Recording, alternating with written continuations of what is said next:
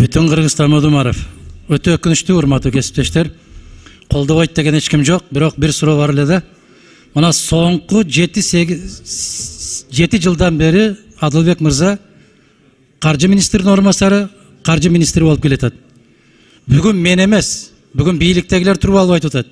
Соңку 5-6 жылдан бери бизге пайдасыз кредиттер алынган. Өтө чоң мындай бир коррупцияга малынган бийлик болгон дейт. Сиздин министрлик кезиңизде да ошолордун баары. Кандай карайсыз ушул айтылып аткан сын пикирлерге? Адахан Месамбаевич, мен 2015-тен 2018 жылга чейин министр болуп иштедим. Ага чейин орун басар болуп иштедиңиз? Жок, финанс министринде орун басары болуп иштеген жокмун. Экономика министрлигинде орун басары болуп иштегем. Финанс министрлигинде министр болуп иштедим да.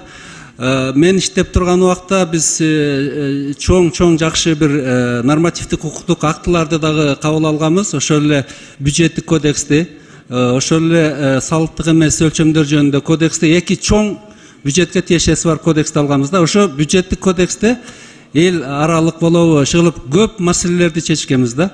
Пландаштыруу маселесинде дагы мурда финанс министрлигинде акчаны баягы адам фактор абдан эме болчу да, буга бөлөм, буга бөлбөйм деп. Келгенде биз кассалык метод деп киргизгенбиз. Түшкөн кирешеге жараша автоматтуу түрдө ошо программа министрликтерге бөлүп берчү да. Бул жерде жана баягы адамдык факторлорду биз жокко чыгарганбыз да. Капиталдык салымдар боюнча өкмөттүн токтому менен кабыл алынды жана бюджеттик кодекс боюнча. Мен ойлоп атам, эми дайыма өнүгүү болуш керек да. Мен иштеп турган убакта көп жакшы нерселер жасалган, бирок аны менен эле токтолбой, мен ойлоп атам, азыр дагы мындан ары жылууга дагы жаңы ыкмаларды, нормативдик укук актыларды киргизүүгө мен дайыма даярмын сиздер менен чогуу. Анда ошол соңку 30 жылда жасалбаган иштер азыр жасалып атат дегендердин баары жалган экен да, туурабы? Алардын баары сиздин кезиңизде эле иштелип койгон турбайбы? Алмаз мырза эмне жооп бербей эле койдуңуз деп атасызбы? Мен суроо бердим да. Мен жооп бербей деп атасыз. Мен айтпадымбы, дайыма алдыга жылууга биздин мүмкүнчүлүк бар. Өз кезегинде дагы жакшы жумуштар жасалган, мындан ары дагы жакшы жумуштар жасалат. Мына биздин жолду бириктирип аткан альтернативалык жол дээрлик бир 900 миллионго чыгып кетти деп атат да.